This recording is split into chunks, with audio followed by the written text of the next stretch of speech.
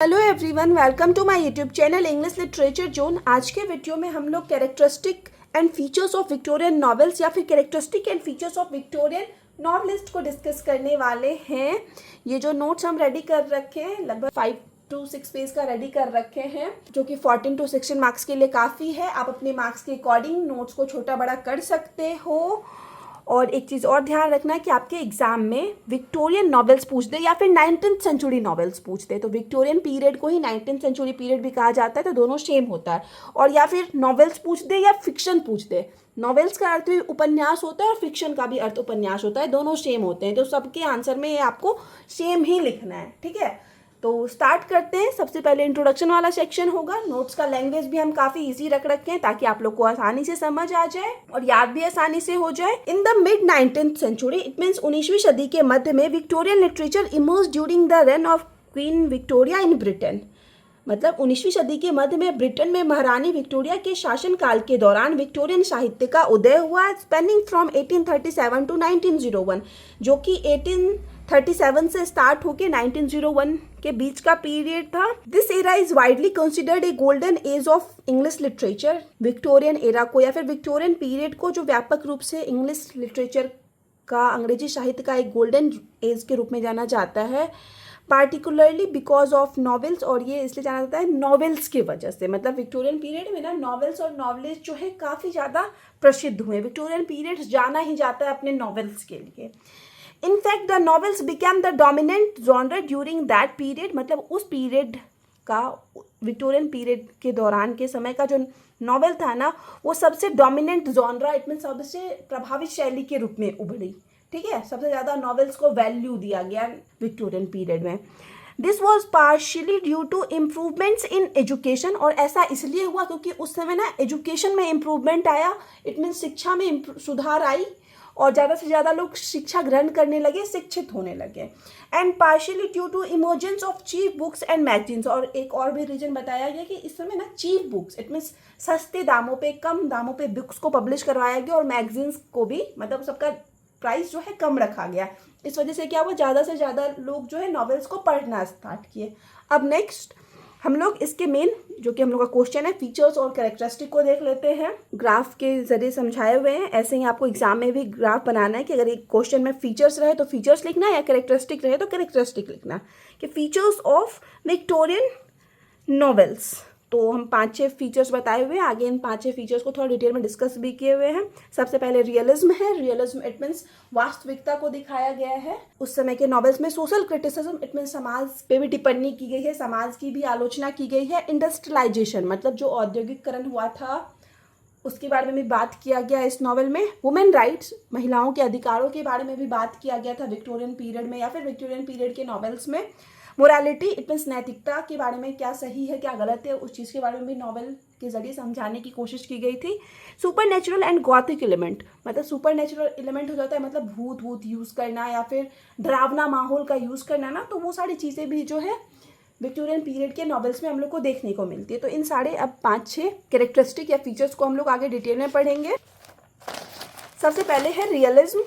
Victorian novels often shows real people and real life situations. के Victorian जो novels होते थे ना, वो प्रायः रियल लाइफ, मतलब वास्तविक जीवन के लोगों को दिखाते थे और रियल लाइफ सिचुएशन को ही दिखाते थे।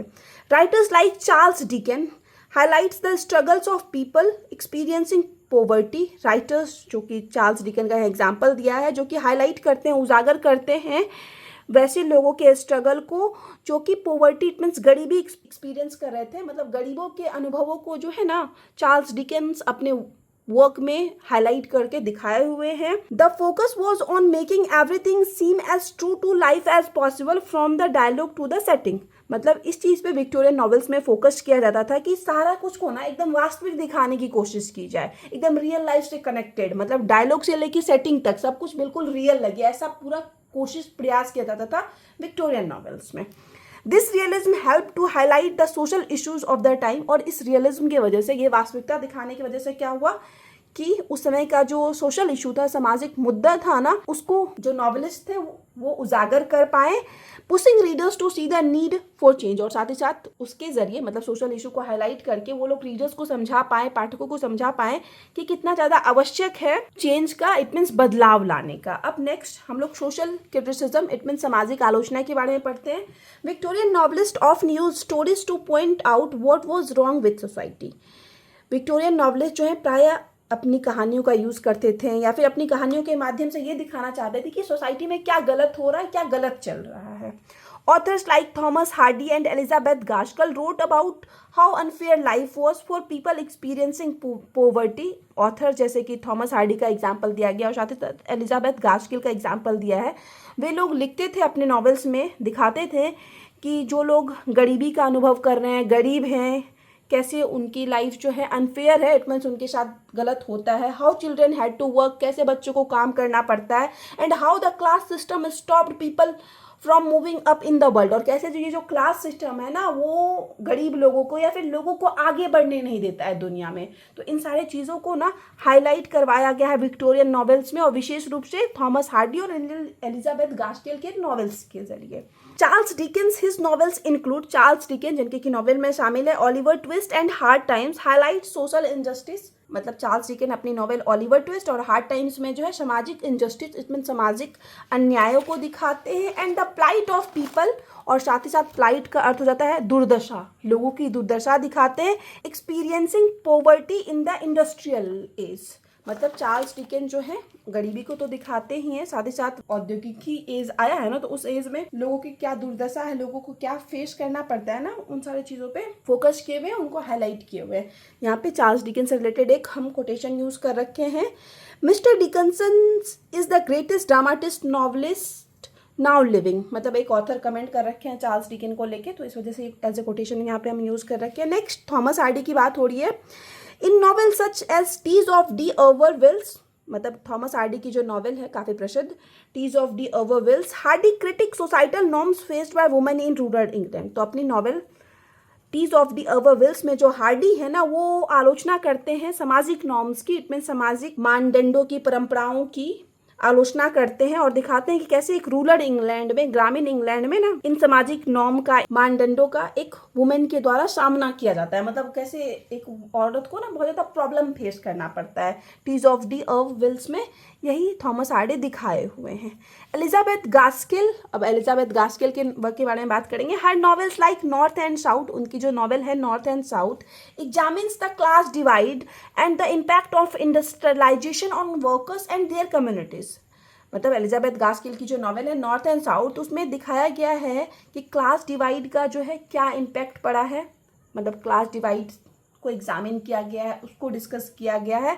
और इस साथ ही साथ जो इंडस्ट्रियलाइजेशन, इट मीन्स औद्योगिकरण हुआ है, इट मीन्स बड़ी बड़ी फैक्ट्रियाँ जो स्थापित की गई है, उसका क्या प्रभाव पड़ा है वर्कर्स पे और उनके कम्युनिटीज, इट मीन्स पूरे वर्कर्स के समुदाय पे।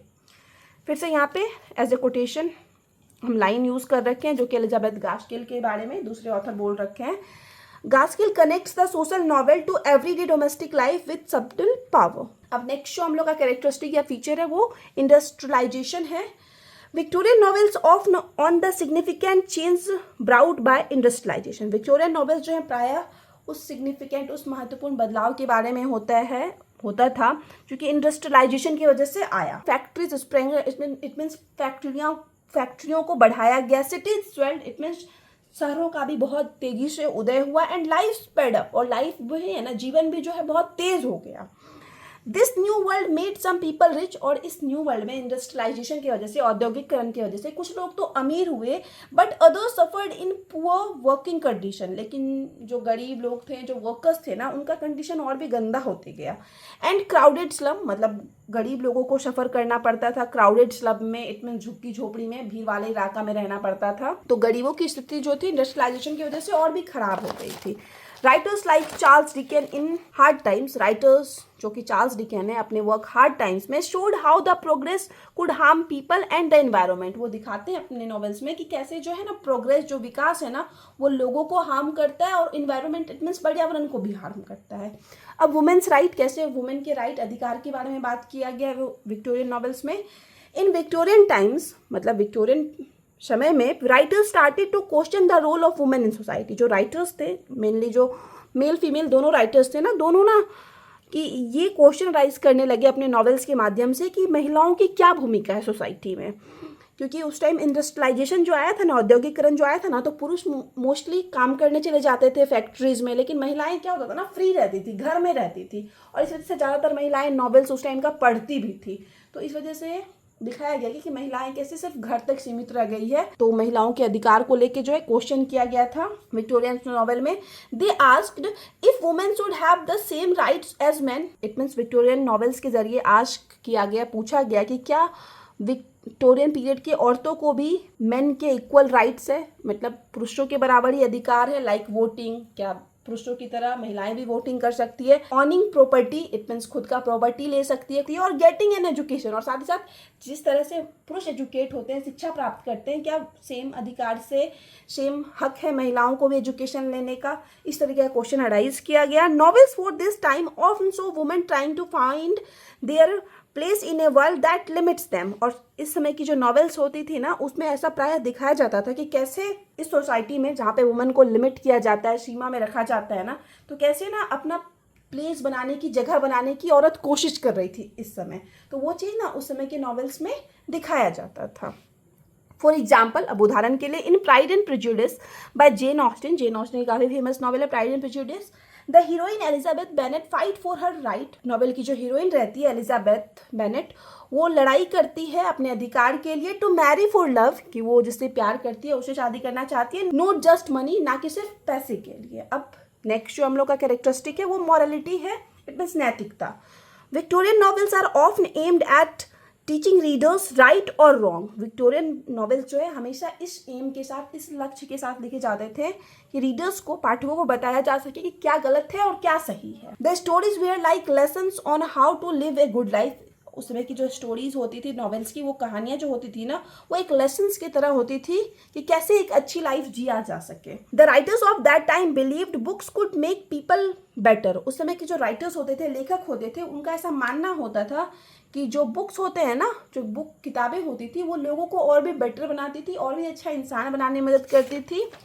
दे filled their stories with clear morals to guide readers toward good behaviour. They, it means जो नॉवलिस्ट होते थे वो पूरी कोशिश करते थे कि अपनी कहानियों में एक क्लियर मॉरल, इट मीन्स एक साफ तरीके से, एक स्पष्ट रूप से एक नैतिक शिक्षा देने की कोशिश करें, जिससे कि वो अपने रीडर्स को, पाठकों को गाइड कर सके उनके बिहेवियर के प्रति, कि किस तरीके से उनको बिहेव करना चाहिए, उनका रवैया कैसा होना चाहिए। फॉर एग्जाम्पल, उदाहरण के लिए, Charles Dickens's novel, Charles Dickens's की नॉवेल है एक Christmas Carol, shows the character Ebenezer Scrooge undergoing a transformation from a miserly selfish man to a generous and compassionate man। मतलब चार्ल्स डिकेंस की novel एक Christmas carol का एक काफ़ी famous character है, हम बोल सकते हैं कि मेन हीरो है एबेनेजर स्क्रूज। स्क्रूज का अर्थ लोभी भी हो जाता है। तो एबेनेजर स्क्रूज को दिखाया गया कि कैसे उसके अंदर ट्रांसफॉर्मेशन आता है, बदलाव आता है। वो एक माइजरली, इट मीन्स एक कंजूस सेल्फिश आदमी से एक जेनरस, इट मीन्स उदारवादी, कंपेंशनेट, इट मीन्स करुणामयी इंसान बन जाता है। अब नेक्स्ट हम लोग का सबसे आखिरी कैरेक्टरिस्टिक और फीचर्स जो है वो supernatural and gothic element है। Victorian novels of mixed in spooky mysterious element. Victorian novels जो थे वो प्राय मिश्रण होते थे, स्पूकी इट मीन्स हो जाता है डरावना, और मिस्टीरियस एलिमेंट का इट मीन्स रहस्यमयी तत्वों का। This style is called Gothic, और इसी स्टाइल को गॉथिक कहा जाता था। It includes old dark house, इसमें शामिल किया जाता था पुराना सा घर, घोस्ट का यूज किया जाता था, भूतों का, एंड स्ट्रेंज हैपनिंग्स, साथ ही साथ अजीब अजीब चीज़ों को घटित होते हुए दिखाया जाता था ऐसे नॉवलों में। Novels like Dracula by Bram Stoker, Bram Stoker की जो नॉवेल है ड्रैकुला, and Wuthering Height by Emily Bronte, और एमिली ब्रॉन्टी की जो काफ़ी फेमस नॉवेल है Wuthering Height, had gothic element. तो इन दोनों नॉवेल्स में हम लोग को गॉथिक एलिमेंट देखने को मिलते हैं, और ये दोनों नॉवेल्स जो है विक्टोरियन पीरियड की या फिर 19th सेंचुरी का ही नॉवेल है। Some Victorian novelist and their novels, मतलब पढ़ लेते हैं कुछ विक्टोरियन नॉवलिस्ट के बारे में और कुछ उनके वर्क्स के बारे में। Charles Dickens is the most famous Victorian novelist. Charles Dickens जो थे काफ़ी फेमस विक्टोरियन नॉवलिस्ट थे। His first novel the Pickwick paper, ये ध्यान भी रखना है, कभी कभी एग्जाम में ऑब्जेक्टिव पूछ देता है कि चार्ल्स डिकेन की पहली नॉवेल कौन है, तो the Pickwick paper. Written when he was 25, मतलब चार्ल्स डिकेन अपना पहला नॉवेल तब लिखे जब वो 25 साल के थे। उनके पहले नॉवेल का नाम है the Pickwick paper. His most famous works include, उनके काफ़ी प्रसिद्ध वर्क्स में शामिल है David Copperfield, Great Expectations, the Life of our Lords, a Christmas Carol, Hard Times and Bleak House. फिर इसके बाद नेक्स्ट जो नॉवलिस्ट है विलियम थैकरे, वो डिकेंस ग्रेट राइवल। विलियम थैकरे जो थे डिकेंस के महान प्रतिद्वंदी थे। He is best known for his novels, और विलियम थैकरे जो है अपने नॉवेल्स वैनिटी फेयर ए नॉवेल विदाउट ए हीरो, मतलब इसका पूरा टाइटल है वैनिटी फेयर ए नॉवेल विदाउट ए हीरो, के लिए मेनली जाने जाते हैं। अब ब्रॉन्टी सिस्टर्स की बात करते हैं। Anne, Charlotte and Emily Bronte, known as Bronte sister. 3 बहनें थी, एनी, चार्लोट और एमिली ब्रॉन्टी, और ये तीनों जो है ब्रॉन्टी सिस्टर के नाम से जानी जाती हैं। हिज फेमस नॉवेल्स आर, उनके जो फेमस नॉवेल्स हैं Wuthering Height by Emily Bronte, Wuthering Height जो कि लिखा गया एमिली ब्रॉन्टी के द्वारा, Jane Eyre by Charlotte, Jane Eyre Charlotte Bronte के द्वारा लिखा गया, and the Tenant of Wildfell Hall by Anne Bronte, और एनी ब्रॉन्टी के द्वारा the Tenant of Wildfell Hall लिखा गया है। उसके बाद जॉर्ज इलियट की बात करते हैं। जॉर्ज इलियट का पेन नेम था मैरी एन इवांस, आप ध्यान रखिएगा, ये भी कभी कभी जो है ऑब्जेक्टिव में पूछता है, ठीक है। George Eliot is one of the most famous novelist of Victorian age. George Eliot भी जो है विक्टोरियन एज के प्रसिद्ध नॉवलिस्ट में से एक है। शी रोट 7 ग्रेट नॉवेल्स, और विक्टोरियन पीरियड में ही वो जो है 7 ग्रेट नॉवेल्स लिख रखी है।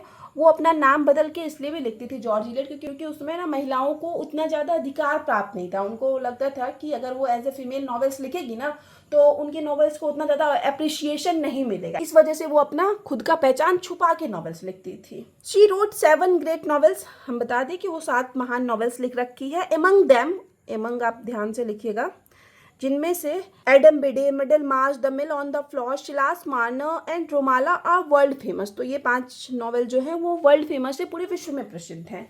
बहुत सारी यूनिवर्सिटीज़ के सिलेबस में ये सारा नॉवेल्स पढ़ने को मिलता है। अब नेक्स्ट थॉमस हार्डी, सबसे आखिरी नॉवलिस्ट है, इनको हम डिस्कस कर रखे हैं। वर्क्स इंक्लूड, थॉमस हार्डी के वर्क में शामिल है फार फ्रॉम द मैडिंग क्राउड, काफ़ी इंपॉर्टेंट बुक है, बहुत सारे मास्टर्स के सिलेबस में, एमए के सिलेबस में कंफर्म रहता है ये far from the madding crowd. The Mayor of Casterbridge, Tess of the अर्वविल्स and the Jude the Obscure. तो ये सारा थॉमस हार्डी का फेमस वर्क है।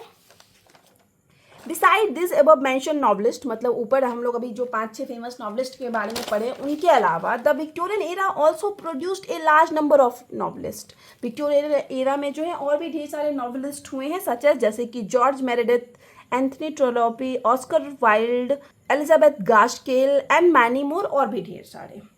उसके बाद नेक्स्ट सबसे आखिरी सेक्शन हम लोग का कंक्लूजन वाला आ जाता है। कंक्लूजन में है thus Victorian age is the age of great literary, industrial, economic, political and social revolution. इस प्रकार जो विक्टोरियन एज था वो एक महान साहित्यिक, इंडस्ट्रियल इट मीन्स औद्योगिक, इकोनॉमिक इट मीन्स आर्थिक, पॉलिटिकल इट मीन्स राजनीतिक, और सोशल इट मीन्स सामाजिक रिवॉल्यूशन का था। इट मीन्स सारी चीज़ों में ना इसमें बहुत ज़्यादा क्रांति आई, सारी चीज़ों में, लिटरेरी के फील्ड में, इंडस्ट्री के फील्ड में, व्यापार के फील्ड में, आर्थिक स्थिति में, राजनीतिक स्थिति में, सामाजिक स्थिति में, सब चीज़ में जो है विक्टोरियन पीरियड एक क्रांति लाने का काम करता है। English literature is highly interrupted to Victorian novelist for their great contribution. और अंग्रेजी साहित्य जो है काफ़ी ज़्यादा, मतलब या फिर हम लोग बोल सकते हैं हमेशा ही ऋणी रहेगा विक्टोरियन नॉवलिस्ट का, विक्टोरियन पीरियड के जितने भी उपन्यासकार हुए हैं उन सबका, उनके कंट्रीब्यूशन के लिए, उनके योगदान के लिए। तो यहाँ पे हम लोग का नोट्स खत्म होता है। वीडियो अगर आपको अच्छा लगा, आपके लिए हेल्पफुल है, तो आप लोग वीडियो को लाइक करना, चैनल को सब्सक्राइब करना और कमेंट करके बताना वीडियो आपको कैसा लगा। आप लोग को पता होगा कि 1 मई 2024 से सारे टॉपिक का PDF पेड है। पेड PDF के लिए आप हमको टेलीग्राम या फिर इंस्टाग्राम पे मैसेज कर सकते हो।